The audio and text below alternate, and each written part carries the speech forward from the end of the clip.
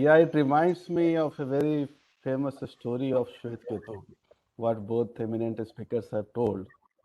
Shwetketu was a young boy, son of Rishi Udalak, and Rishi Udalak was known for his learning, his wisdom, and he wanted to continue his tradition, so he has sent Shwetketu to a very famous Gurukul at that point of time.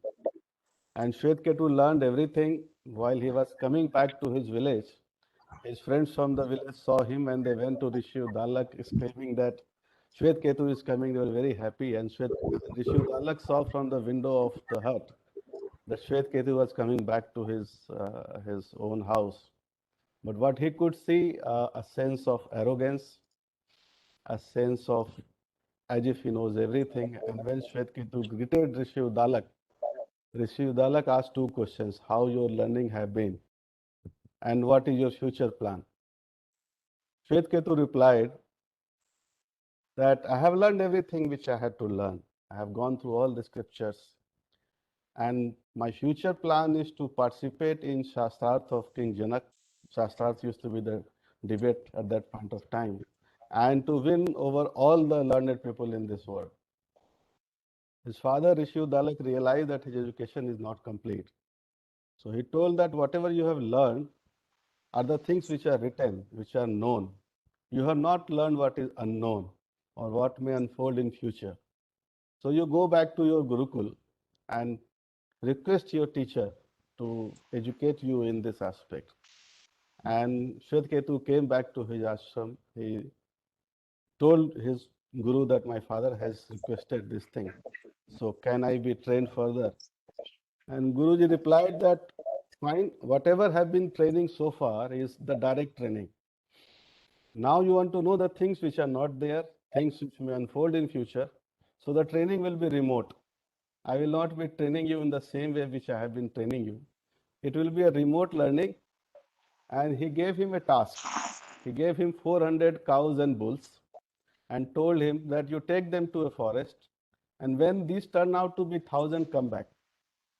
And for Shwetketu, it was a VUCA world, lot of uncertainties, lot of ambiguities. He has to ensure that 400 assets should not depreciate, protect him from the predators, and also to ensure that the appreciation of the assets happen from 400 to 1,000. He doesn't know how to talk to the cows and bulls, how to get the work done.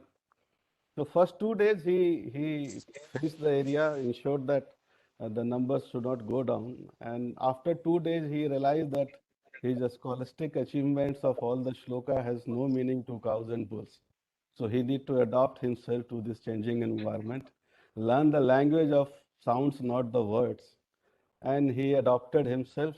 The resilience spread him. And in a short span of time, say few months, it turned out to be 1,000. So he took all the 1,000 bulls to again to the Gurukul.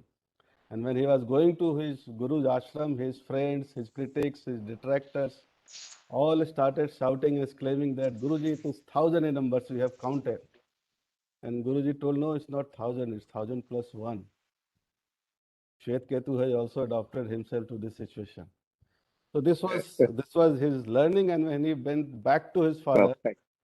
his father again the same thing. His friends saw him from coming to the village. They went to Rishi Udalak saying that Shwetketu is again coming back, and Rishi Udalak again saw from the window of the hut, and what he saw this time that it was a sense of pride, but lot of humility, lot of composure, lot of calmness.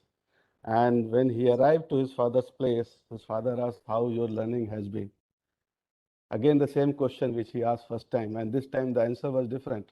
I have learned, but still I think I need to learn more and more. And then his father told that, okay, you go and bring that seed. A seed was there below a tree, and Shwetketu brought that seed. So he broke that seed into pieces. And then Rishi Dalak asked, what you see now? He said, I saw nothing. And then Rishi Dalak told, out of this nothing, that this big tree had come where we are sitting together. So what you see nothing can turn out to be a very big thing in coming days. So you need to learn. And there he gave the concept of Tattvamasi, that you are.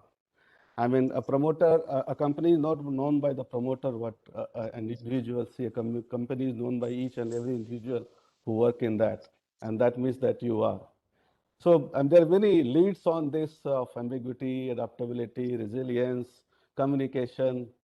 But what I feel in the coming days, which both the eminent speakers have spoken, the communication is going to be the key thing. We may see that a superior has 10 meetings planned in his calendar, a subordinate sees 10 meetings planned in his calendar with his superior. But are they connected? They are logged into the system, but are they connected? Are they engaged? That is a very different thing which we need to understand, and that would be a big key for the future to come. Technology already have been spoken about, and we should not cling to one technology. It has to disrupt, it has to reform, transform.